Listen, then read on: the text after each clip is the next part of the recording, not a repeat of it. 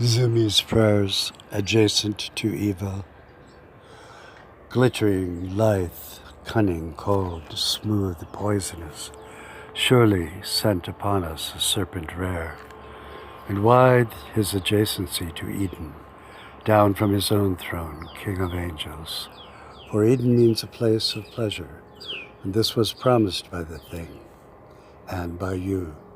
And you did walk so closely with us, but the usurper took adjacency. We were to live with you, first here, then higher, not to be congruent to your divinity, but to intimately live your mystery. You did walk with us, even in mystery, while he did couch amongst the trees. We lose our life when we lose our innocence. We are dead, as you said, when we are guilty. We are in hell when we are in shame. The name of God is not known among all peoples, but all do know the monstrous beast and are afraid. It is that lurking, every moment fear to which but one reconciliation attaches. The serpent twists all things in circles. The unraveling was promised. Then were centuries when all seemed an impossible knot. Then came to us the only begotten Son of God, who by goodness overcame all evil. Goodness loves the light. Sin is the shadowing, separating power. The light was in the garden. The garden was of one river, sundered to four. The names are Pison, Gihon, Hiddekel, Euphrates. Who was to know that from the river in Eden would go forth four gospels streaming life, bringing to all this twistedness a way through. The veerings of the river were guided by veerings of the wind, the Spirit of God who breathes and guides whom he will, bringing to life those who were dead. If we were to touch the tree of mystery, we should die. It was grandly and solemnly true. But the mystery was greater than this. The God who kills is he who makes alive. And this the greatest miracle, that lowly creatures, twisting in life, should die and be ascended to the promised garden. It is so difficult to be satisfied with the little we have and the little we know. We want to see over the hedge placed about Eden, to see again the promised land from which we were banished. The screen of it is everywhere trembling around us, and within us separates even our heart. No man ever saw his own heart.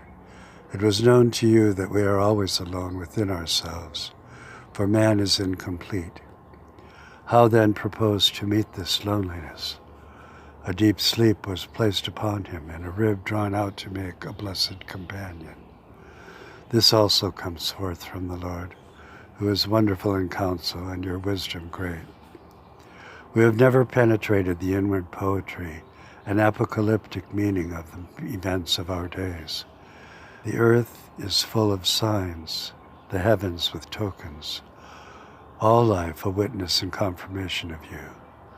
Seen properly, the world is pleasant because the kingdom of heaven bestows its goodness and welcome upon all below. The Lord wills all men to be saved. Among us we see men twisted up irreparably and best left alone. But this is not the way of you, who sees all men alike, and from them fulfills his own promise of a land peopled with goodness.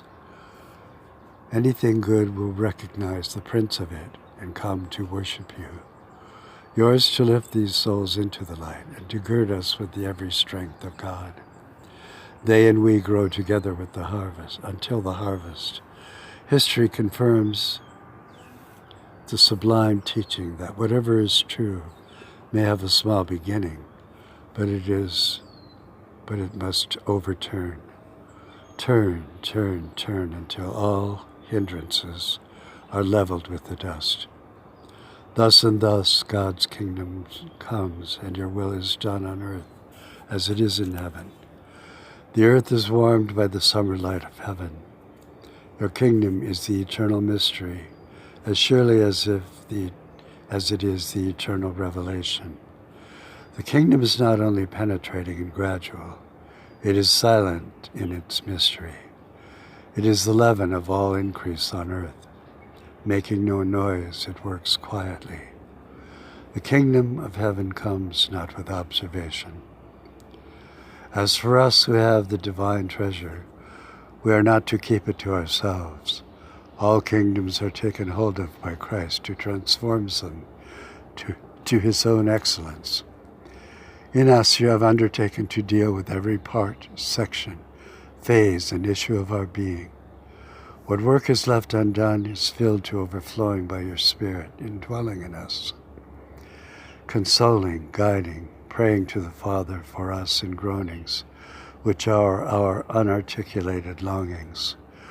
To us he utters things which have been kept secret from the foundation of the world. Our world begins with the unbeginning. It covers the infinite spaces, antedates and postdates all human history. Alpha, Omega, the first, the last, which is and was and is to come, lifting up all time into a burning present. Amen.